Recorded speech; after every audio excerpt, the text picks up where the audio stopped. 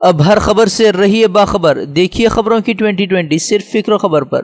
Stack کے خلاف ملک کے مختلف شہروں میں زبردست احتجاج، بہار، یو پی، راجستھان سمیت کئی شہروں میں لوگوں کا سڑکوں پر اتر کر مظاہرہ، اسکول اور کالجز میں بھی بند کا اعلان۔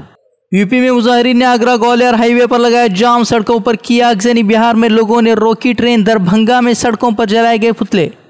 مدھیہ پردیش میں اسٹیک کے خلاف بند کے دوران سیکیورٹی کے سخت انتظامات، مدھیہ پردیش کے 15 اضلاع میں ہائی الرٹ، کئی اضلاع میں دفعہ 144 بھی نافذ، ڈرون سے رکھی جا رہی ہے نظر۔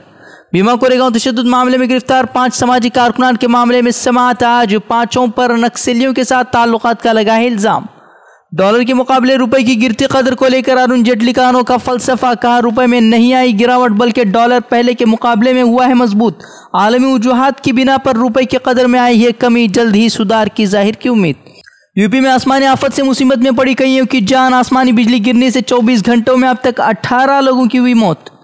اتر پردیش میں بارش کا قہر جاری، سردیلا علاقے میں بھاری بارش کے بعد دیوار گرنے سے 5 لوگوں کی دردناک موت، 4 زخمی، لوگوں کو اسپتال میں کیا گیا داخل۔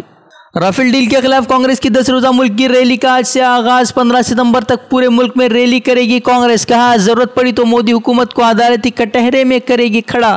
رافیل ڈیل سے پی ایم مودی پر دوستوں کو فائدہ پہنچانے کا بھی لگایا الزام۔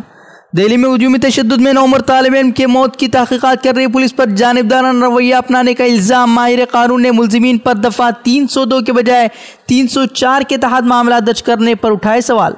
ماہرین کے مطابق حملہ آوروں کو بچانے کے لیے پولیس انتظامیہ معاملے پر پردہ ڈالنے کی کر رہی ہے کوشش، ایماندارانہ کارروائی نہ کرنے پر سپریم کورٹ جانے کی بھی کہی بات۔ گزشتہ روز چوری کے شبے میں ایک 16 سالہ مسلم طالب علم کا پیٹ کر کیا گیا تھا قتل۔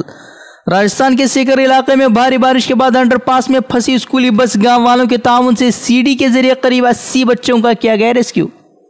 آسام کے 40 لاکھ لوگوں کو شہریت ثابت کرنے کا دوبارہ موقع فراہم کرنے پر عدالت نے اپنایا نرم رویہ، 2 رکنی بینچ کا شہریت ثابت کرنے کے لیے دستاویزات کی تعداد 15 سے گھٹا کر 10 کرنے پر غور، دعوے اور اعتراضات داخل کرنے کی تاریخ بھی ملتوی۔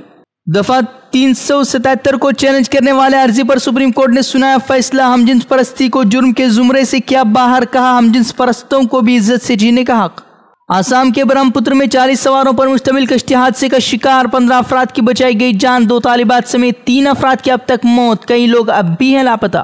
بی جے پی رہنما رام کدم کے متنازع بیان پر کانگریس خواتین کارکنان کا مہاراشٹر میں زبردست احتجاج، رام کدم کا راون سے کیا موازنہ؟ ایک روز قبل رام کدم نے محبت کا پیغام ٹھکرانے والی لڑکیوں کو اغوا کرنے میں لڑکوں کی مدد کرنے کی کہی تھی بات۔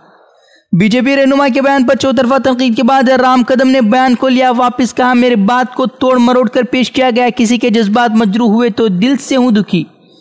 جاپان کے جزیرے ہوکائیڈو میں زلزلے کے شدید جھٹکے، کئی گھروں اور عمارتوں کو پہنچا بھاری نقصان، امدادی کارروائیاں جاری، 10 لوگوں کے زخمی ہونے کی خبر۔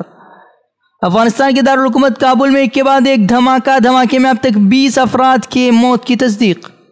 ترک صدر نے شامی اور اتحادی افواج کو ادلب سے دور رہنے کی دی نصیحت، ادلب پر حملے سے بڑے پیمانے پر بے گناہ شہریوں کی ہلاکت کا جتایا خدشہ۔